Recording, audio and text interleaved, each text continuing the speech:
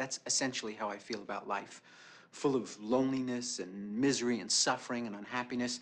And it's all over much too quickly. Woody Allen, the man behind well over 50 films, with a career that spanned more than 5 decades. A renowned writer and director, he also appeared in 32 of his movies, from Annie Hall to Rome with Love. You know, you married a very bright guy. I got 150, 160 IQ. The self-deprecating filmmaker claimed to never watch his own movies. There's so few of them that I've ever really been happy with. Yet he was critically celebrated with 4 Academy Awards and more screenwriting nominations than any other writer. But Allen was not in it for the accolades. He went to the Oscars only once to promote filmmaking in New York City after 9/11.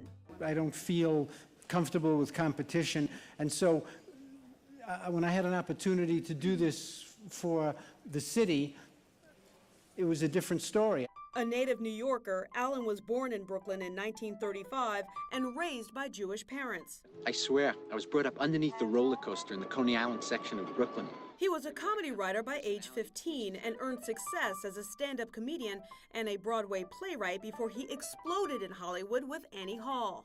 This tie is a present from Grammy Hall. Who? Grammy Hall?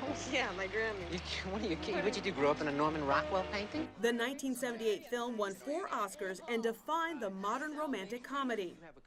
It also sparked a relationship between Allen and Diane Keaton, who appeared in 8 Allen movies, including 1979's homage to New York, Manhattan. Just someone I could imagine having children with. Really? Yeah. Well, hit the lights. Go ahead, turn them out again.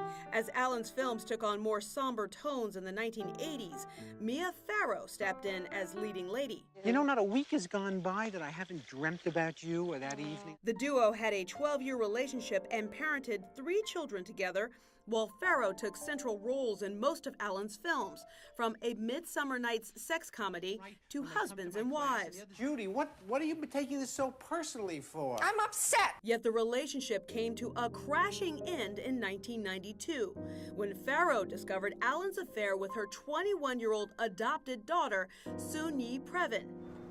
After Allen lost a high-profile custody battle where allegations of sexual abuse against his 7-year-old daughter, Dylan, surfaced, he wed Soon-Yi in 1997, a union that would last until his death.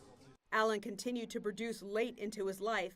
2011's Midnight in Paris earned him his 4th Academy Award and also his biggest box office success. You dress up and put on cologne to write? Because you know how I think better in the shower and I get the positive ions going? Yet for Allen, the focus was always on the audience. When I started making films, and what I try and do now is create a pleasurable experience. Now, if after they leave the theater, they enjoyed themselves and also had a good emotional feeling or a cerebral feeling that was, you know, nourishing for them in some way, then it's wonderful.